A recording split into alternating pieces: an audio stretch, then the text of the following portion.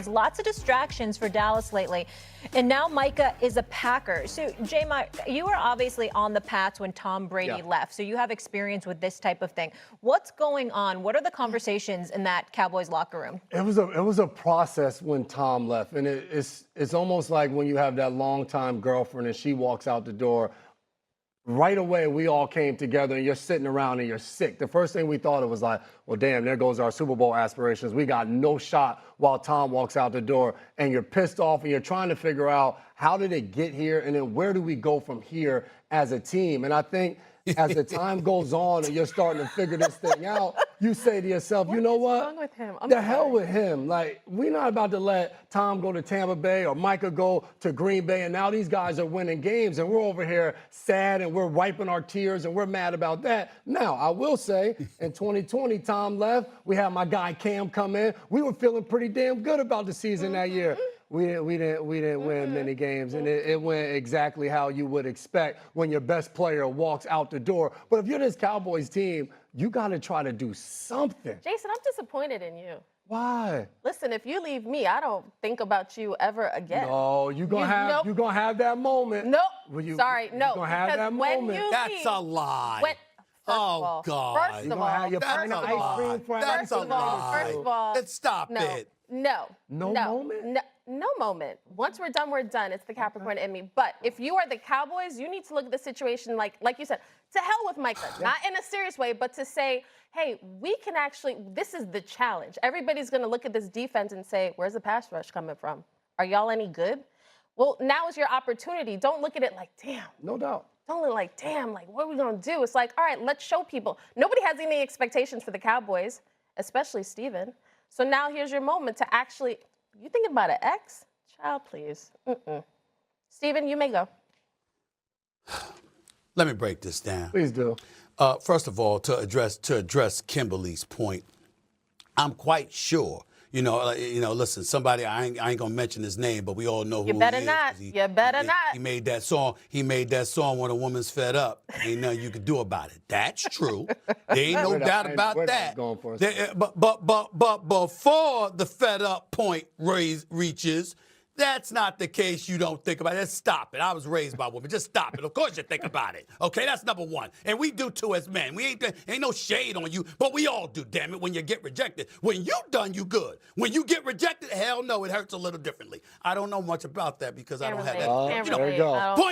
The point is, let's move on from that and get to the bigger point why I was laughing. Because yet that tagline there says refocus. That implies they once were focused. When was that? When that happened? When have the Dallas Cowboys been focused? Are you kidding me? They have been focused, and then you got the audacity, J-Mac, to bring up a comparison to a 7-time Super Bowl champion or a 6-time Super Bowl champion at the time. Before he departed. What damn? He won 6 Super Bowls. The Cowboys ain't been the one in 30 years, okay? So there's no comparison whatsoever. Now, how can the Dallas Cowboys get focused? Let's take out the word, let's take out those letters R-E, forget the re. How can they get focused? They have no choice. You got to go out on the field and play, and you get focused by focusing on what Jerry spent money on. That's your quarterback. That's a $60 million man that's supposed to come through for you. That's got 2 playoff victories entering his 10th year. He got something to prove. And oh, by the way, if I'm Jerry, I'm like, yo, I gave you CeeDee Lamb, all right? I gave you George Pickens. You know he's entering a contract year. What's up? You know, you got the weapons now. No excuse there. Handle your business. That's how you get focused, by literally focusing on where the money resides. Where the money resides, okay? That's what you do. That's what you do. You focus on where you're spending the most money, and you look at them brothers and you say, yo, what you gonna do? Yo, Dak, you getting $60 million. Yo, CD, man, I got $136 million. I mean, I need you to show me. That's all. That's all you can do. And that's what I fully expect him to do. We've talked so much about Micah Parsons and the Cowboys defense. We've not mention the Eagles lost a cornerback in Darius Slay while the Cowboys have added a number 2 receiver in George Pickens. So to Stephen A's point, now you got CeeDee Lamb and George Pickens on the outside and a question mark for the Eagles at the cornerback starting opposite Quinyon Mitchell. That's an opportunity for this Cowboys team who the offense, they haven't had any mess-ups or distractions. They've been rolling since Dak Prescott's been healthy all offseason. There's no excuse for them not to go out there where? and be able. Rolling where? That's what we're doing? Let me finish. Rolling to the practice facility? That's all I'm saying. Rolling That's to the all I'm star? saying. They all been That's out what we there. doing? That's all I'm saying. I didn't say rolling down. I was there victories too. and none of What that mean? Well, you ain't lining up. I was right there. I was in you the ain't Star lining last up there week. on What it Thursday mean? night. You're not lining up Thursday night. You go out That's there, they my ain't got point. no shot. My But point. No. They My have point- guys, though. Hold on, Jay. I'm agreeing Hold with on, you. Jay. I'm saying to you, don't you come on this show talking about what the hell they doing in practice. We ain't doing that with them. Now, Thursday night's different. I don't want to hear about what they did in practice. I want to hear about what they did in the preseason. It counts now. This is when it counts. Don't let them off the hook. Now, show the hell up. I don't give a damn what they did at the Star. I could care less. I showed up there. What you going to do at Lincoln Financial Field on Thursday night? Well, That's the story. Jason, who are you even picking in this game? Who are you picking? Steve, we're saying the same thing. I said there's no excuses. They got to show up. You think they will? Okay. I like Philly in the game. Oh, okay. Yeah, I like Philly in the game. Okay. Yeah. Yeah, they rolling in practice. They rolling. With the They ain't had no distractions. You hear that? That's all I said. That's all. They rolling in This practice. the argument. Okay, This is the argument I get in at home. Me and my wife saying the same thing, but she just want to yell at me. Stephen A. just want to yell at me. Sometimes people just need to vent. But we all agree that we're picking Philly. On Get Up, we are counting it down to NFL kickoff. We are at 2 days, and the season will kick off in Philadelphia, where the defending champion Eagles will raise their Super Bowl banner before turning the page to this season. Their center, Cam Jurgens, was asked about the pregame ceremony and all the pomp and circumstance that will come with it. Who gives a damn if we're hanging something or whatever? We're playing the Cowboys, What other multiple motivations do we need, I think everybody's going to be pretty fired up. That's what you want your center to say. And here he is. There's a game in Philadelphia when Sal Palantonio is live with us on Get Up. I can't tell you how good it is to have you back, Sal. So give us a sense of the energy both inside and outside of the facility in Philadelphia leading up to this game. Michael, it's Dallas week in Philadelphia, and it's come early this year. This is a once-in-a-generation event. The Philadelphia Eagles playing the Dallas Cowboys at home here in Philadelphia for the first time week one since 1970. It's been 55 years. The last time that happened was 55 years ago at Franklin Field. You see all this gray hair? I do remember. I was there. I remember, Michael. And it is a huge ticket in town, monster game.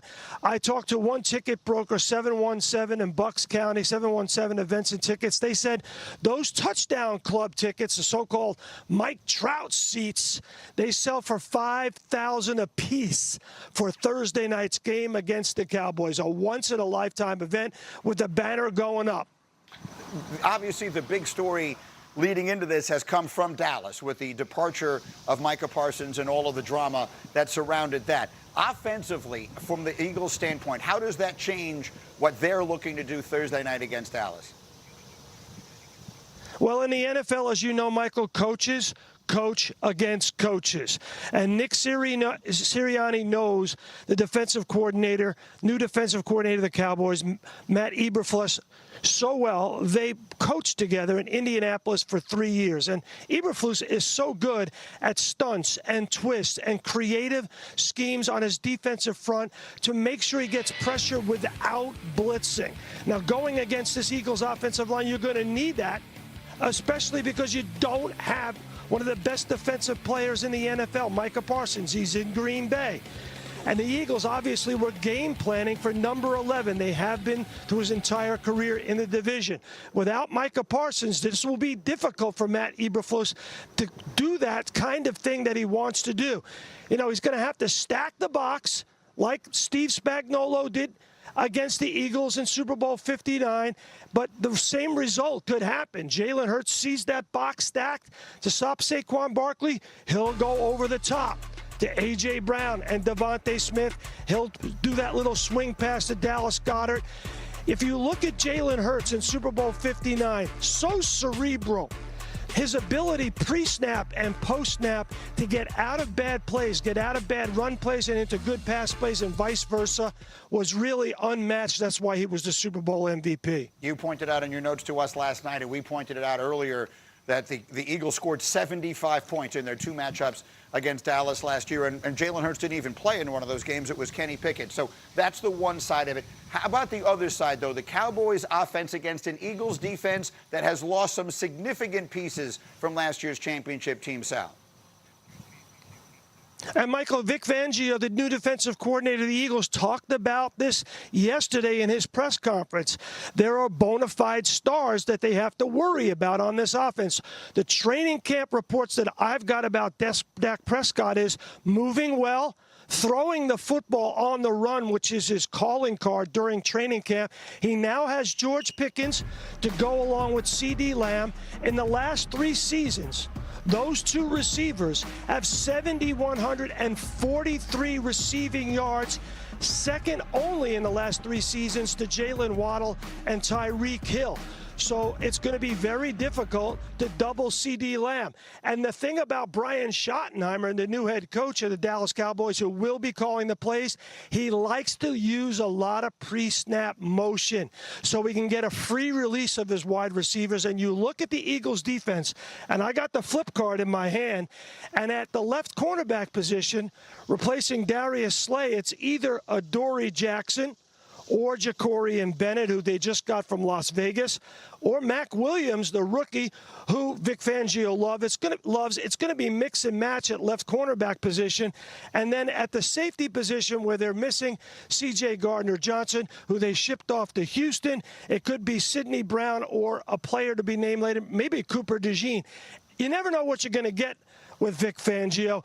And when you got CeeDee Lamb and George Pickens, and you know Dallas is going to want to throw the football right off the bus to get an early lead, Michael, this is all hands on deck for the Philadelphia defense. And my corner of the morning is J-Mac, and you were making that point exactly, that the corner who's going to be lined up opposite George Pickens is the one who's going to have to earn his check that night. He's going to have to earn it all Thursday night. And to what Sal's saying, too, is so important, that use of motion. Because now not